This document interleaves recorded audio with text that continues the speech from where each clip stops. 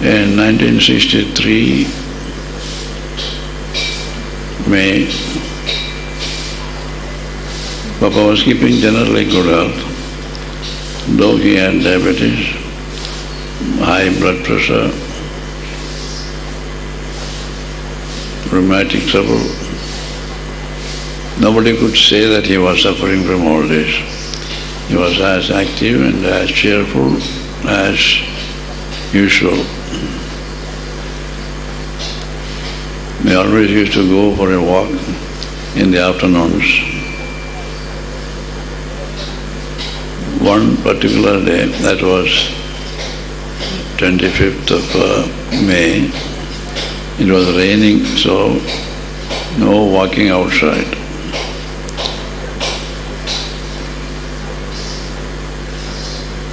I used to be with Papa around about 5:30 to 6 o'clock and spend some time with him daily.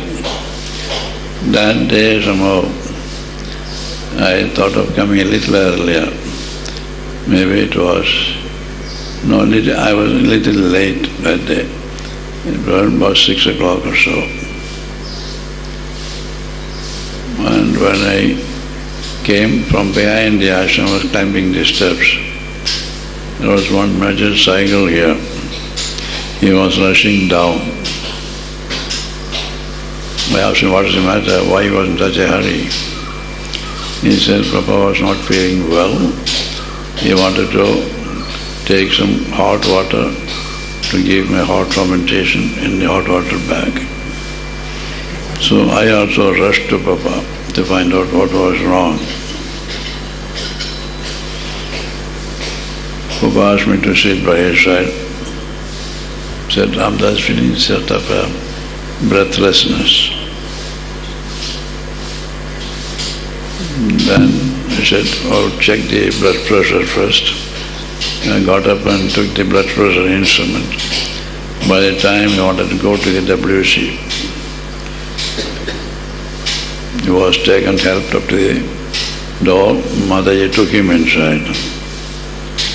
Though Mataji was weak, she wanted to see that he was helped. He had a motion, rather a bulky motion, you can say. And after the motion he was completely exhausted. Even it was found difficult to get up. Then Mataji called me also I opened the door, went inside, lifted him, and he was taken to the bed by both of us. He laid himself. There was no discomfort in the chest or anywhere, stomach, discomfort in the stomach. So hot water bag was applied, give fermentation, no relief. He was lying down, another 2 minutes he was sitting up, again lying down, again sitting up, only chanting Hare Ram, Hare Ram, Hare Ram, Hare Ram, that's all. No message, nothing was thought. We were asking if he felt any pain anywhere. No pain, only discomfort in the stomach. Nearly 45 minutes after that, Dr. Hugo, who had gone away, came there and found him. He started, and he thought that it was against stomach trouble only. Gave some medicine for stomach. Then it struck him. It was the heart trouble.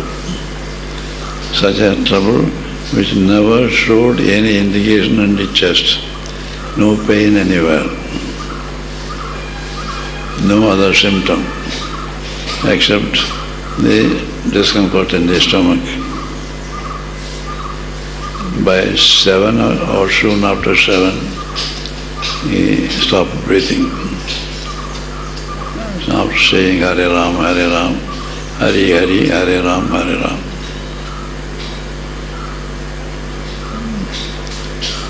Mataji was sitting by his side and massaging his legs.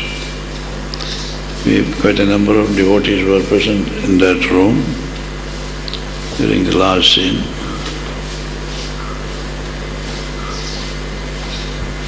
It was a shock for everybody, more so for Mataji in that delicate health. She didn't speak a word. She went on massaging Papa's legs.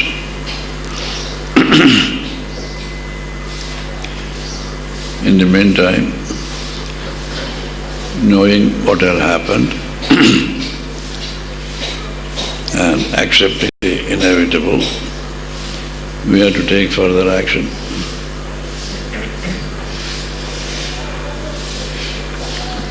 To arrange for what should be done next. We sent messages to different places for the Samadhi. Got some flowers from different places. Seeing all these things going on, Mataji was more upset. We didn't know the reason at that time, but she was feeling very, very bad.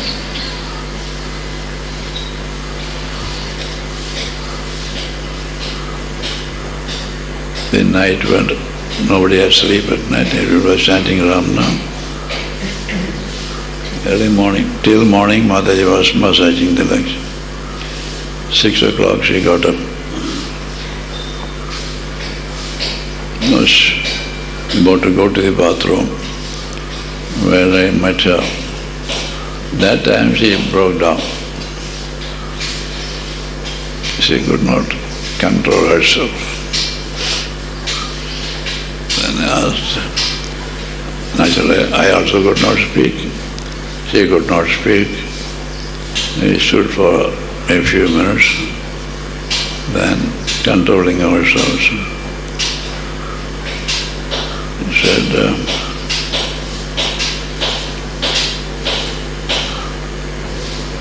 I was not happy that you all accepted that Papa had gone away.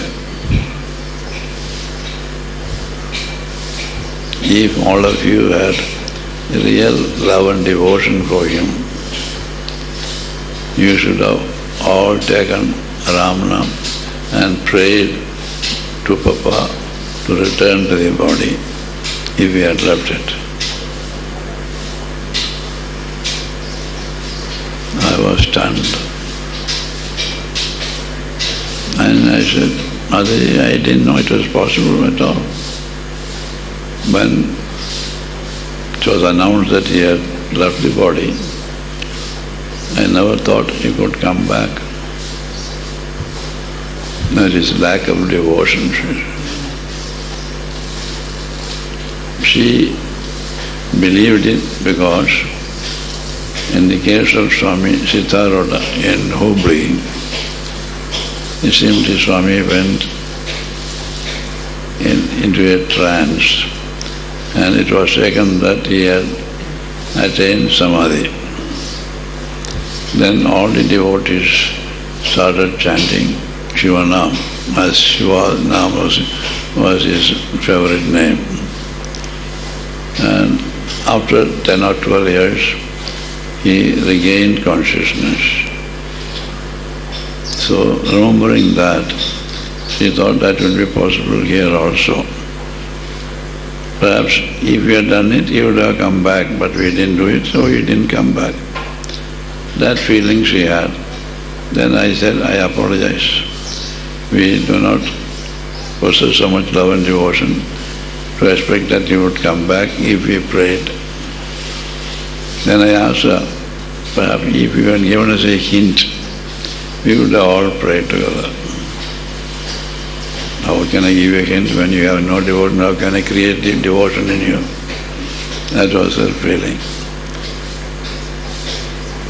Anyway, that had to be accepted.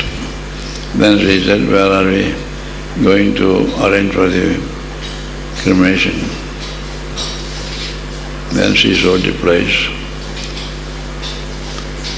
She said, in that open ground, which was open ground at that time, from the gate up to Narasimha's house, plain ground.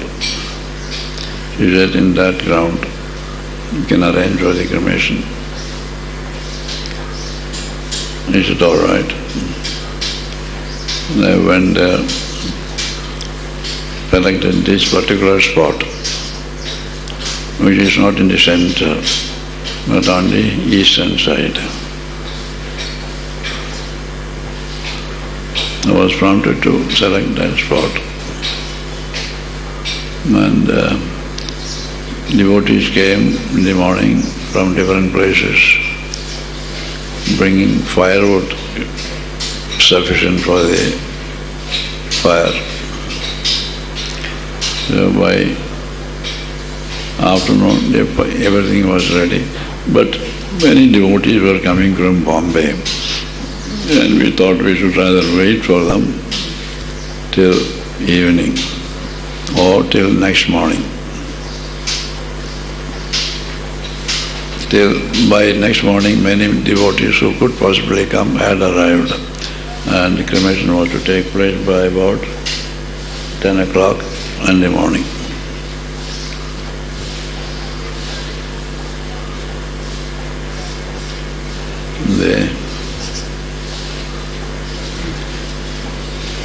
When everything was arranged, the body was given a bath, new clothes were put on, and Mataji did not want the body to put on the usual fire, what do you call it, that structural-like thing that carries the body. She didn't want that. She wanted Papa to be carried on the cot and with the bed and other things he was usually using. So he was carried like that to the place where the cremation was arranged.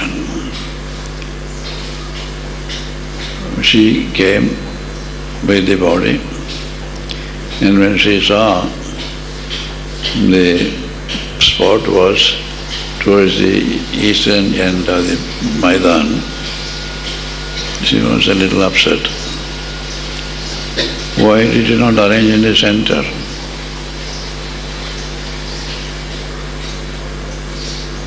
I could not reply. I only said I was prompted to select this spot. So she kept quiet after that. And I knew that she was not happy because it was not in the center. But nothing could be done, everything was arranged. The body was put on the fire with the mattress, with the bedsheets, and with everything that he was using before.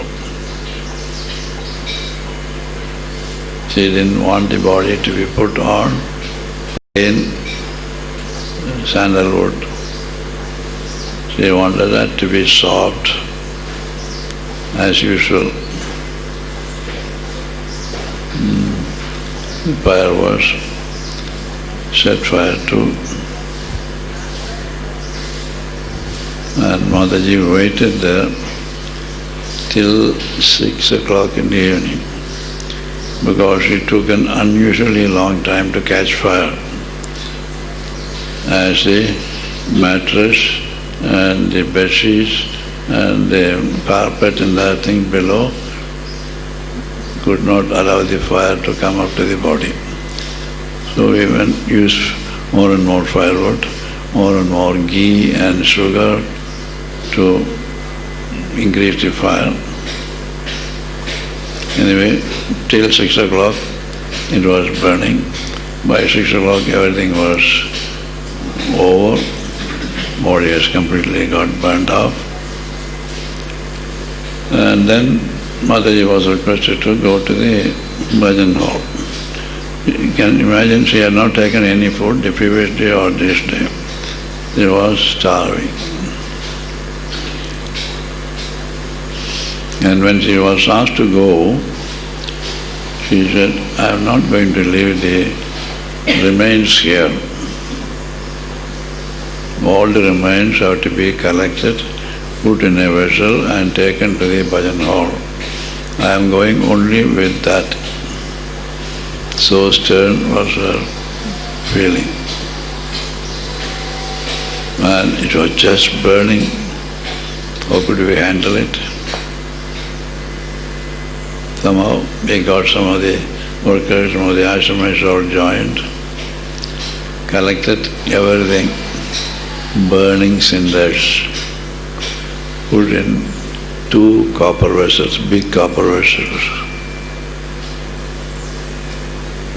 and took them to the present Samadhi room, kept them there, closed. Their argument was, if left alone,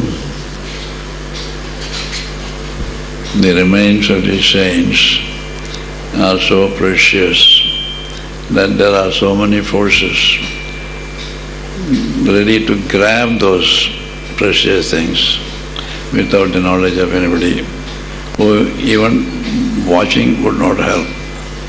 If it is kept open, they would grab and take away everything without leaving anything for us. He didn't want that to happen. So everything was collected and kept in the Samadhi room. And before he reached the bhajan hall, she collapsed near the Panchavati because of extreme weakness. Because Dr. Hugo was also with her at the time, and he gave something to boost her pressure and all that. She walked up to the room and took rest. Gradually she regained her normal health. But the feeling or the sense of separation was too much. She never expected this would happen. It was so sudden. Added to her failing health, it was too much for her to bear. And she became angry with everybody. Not only angry, at the same time expressing her regret, expressing her sorrow, expressing her feeling for the devotees for not having made the best use of Papa's presence, physical presence. All these things made her very angry with all the devotees. So for a few days it was a very, very tense situation.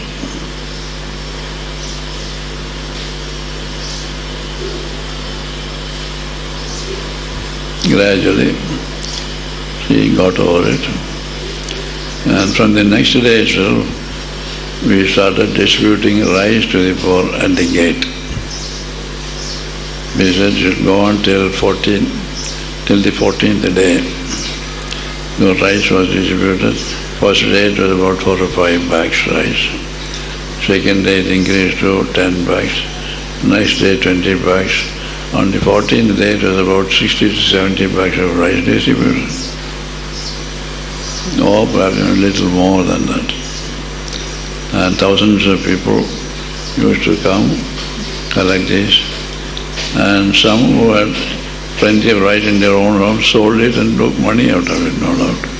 But anyway, for our satisfaction, rice was distributed at the gate for 14 days. On the 14th day, we were supposed to have the ashes brought from the Samadhi room to the place where the cremation was done.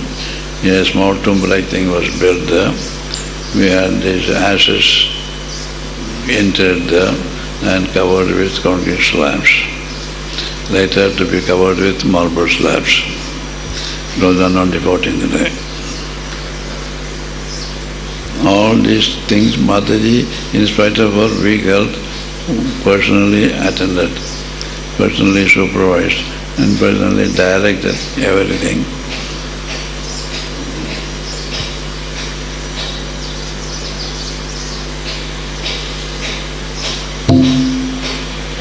And Her health was failing gradually. But she was at the same time not able to control her feelings of grief, secondly disappointment, and feelings for the devotees who had not gained spiritually, and this she expressed in different ways. And many times she would burst into tears also. Then we used to ask her, if it is an ignorant person, we can understand he or she would cry for the departed ones. But for a jnani who has realized oneness with Papa, knows that the body is perishable and has to depart one day or other, why should Mataji feel so bad? Why should you cry? Her only answer was, I know all this. I am one with Papa. Papa never goes away. I know only the body has perished.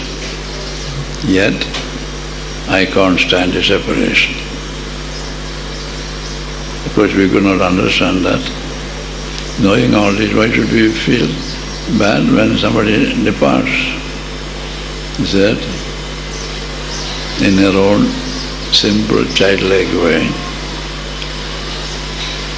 Suppose there are two children playing about very intimately, and suddenly something happens to the child and he falls down dead. How will the other child feel? The child will be miserable. She will start weeping and wailing over that. It's just like that. We were like two children playing here joyfully. Now one has been snatched away, and I am here to lament over it. Of course, we could not say anything against it. That was her feeling. Though she knew that one should not be sorry for whatever has happened to the physical body, she really felt bad. So what we have to understand here is that though it is written in the books that one should not be sorry for the departed soul, even then the shock created by the departure affects him, though for a short time. Nobody can say it did not affect me at all. There may be exceptional cases when they are never affected, but mostly, in spite of their spiritual attainments, they are likely to be affected, just like a shock, though for a short time. This is what we learn from Mataji's experience here. They were so close for so many years, so lovingly living together, taken care of with the same experience of oneness and loving everybody as their own. The sudden separation affected her very badly. But gradually she stopped talking about it, though it was in her mind.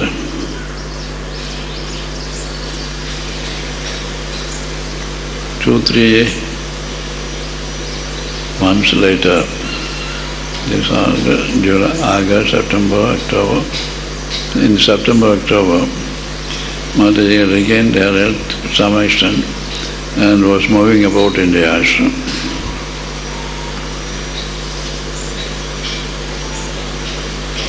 As I said earlier, she used to be very, very upset over petty things, even petty things. Get angry and shout at others. When she was standing behind the ashram near that washing shed, she heard 2 ashram inmates had acute quarrel over a missing key. Somebody had lost a key, the other was accused of it, and a quarrel ensued. When she heard this, she was very angry. She was selling so many things against the one who reported the matter. She was so angry, suddenly she collapsed. That was a heart attack. And in a few minutes, Dr. Hugo came and administered some medicines. She recovered, and it was suggested that she should be carried to the room. He said, no, no.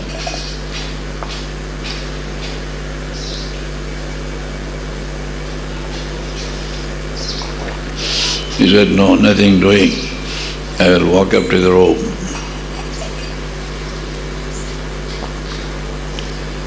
She walked up to the room, sat on the cot, sat on the bed. There was no cot. She was not using a cot.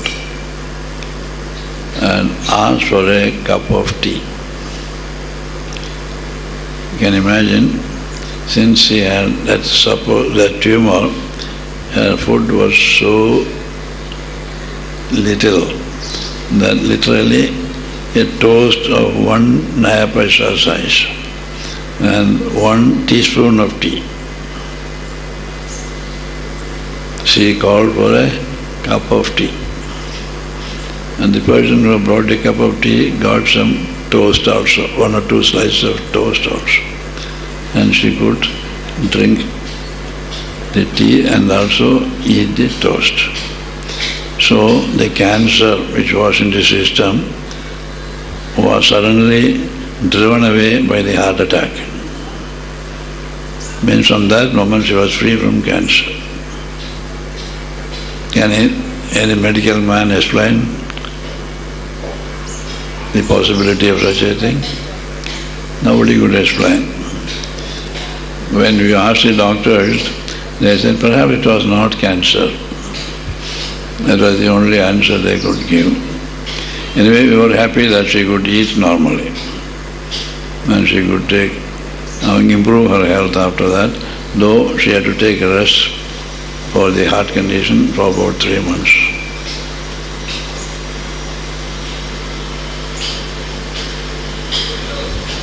Often she was suddenly going into a state of coma. It happened 3 times. One evening when we were there with her about 6 o'clock, suddenly she lost consciousness. At that time I was there, Dr. Hugo was there, there was one doctor, Mrs. Modolkar and her daughter. The young woman was also a doctor, just out of the college. So Dr. Hugo and his young daughter, Miss Modolkar, gave some intravenous glucose and all that, but nothing worked. But gradually she regained consciousness. And when she was regaining consciousness, our Dr. Krishna Nair was just walking in because we had called him. She opened her eyes and saw Dr. Krishna Nair entering the room. Her first question was, "Did you have a cup of tea, doctor?" She didn't care about her illness. She didn't know what had happened, but she was concerned with the tea for the doctor. Doctor, yes, he said, and sat down. This was repeated 3 days. Not the doctor is coming, but that trance-like thing, going into a state of coma. 3 days. We could not find out the cause for it. After the 4th day or 5th day, we read in the Times magazine that those who took phenobarbital tablets and alcohol went into a trance. According to the dosage they had taken, in some cases it proved fatal. But in Mataji's case, she was taking phenobarbital, and her diet in those days was, you could imagine, she was living on port wine, about half a bottle every day. Every time she wanted 2 ounces of port wine. That was like giving petrol to the car to keep it moving. Nothing else would agree with her. So that phenobarbital and the port wine must have gone together and created this situation in her. When we read in the books, we stopped phenobarbital, or rather changed the timings. And gradually port wine also was not found absolutely naturally. I should take almost normal food from them. So she went into that trance for 3 times, and nobody could explain it except the details in the magazine, Time magazine. Her health from that time was very, very feeble. At age 63 onwards, something or other was seriously affecting her, and her condition was such that we were not sure when we took leave of her at night, about 10 o'clock, whether we would meet her in the morning alive. That was her condition. All the same, she wanted to sleep alone in the room. Nobody else was permitted. That went on. Now we'll stop today. Tomorrow we'll deal with Mataji's last days. Ram Nam for some time. Shri Ram, Jai Ram, Jai Jai Ram. Shri Ram, Jai Ram, Jai Jai Ram. So, when Papa Samadhi took place, we had collected those ashes, and many devotees asked for the prasad, Mahaprasad we called it, to be kept in their puja rooms, or to make lockets out of them and wear it along with the chain. And she gave them whoever wanted. And when she was distributing them, she remembered one day and started shedding tears. I said, "What is the matter?" She said, "When I was distributing something, say somebody had brought a few pieces of cloth. I was distributing them. Then somebody brought some fruits. I was distributing them. Papa was watching me. He said, 'Oh, you so much enjoy in distributing everything. One day you will distribute Ramdas also to everybody.' He said jokingly. And she remembered that. She was literally distributing Ramdas to everybody, at least in the form of ashes.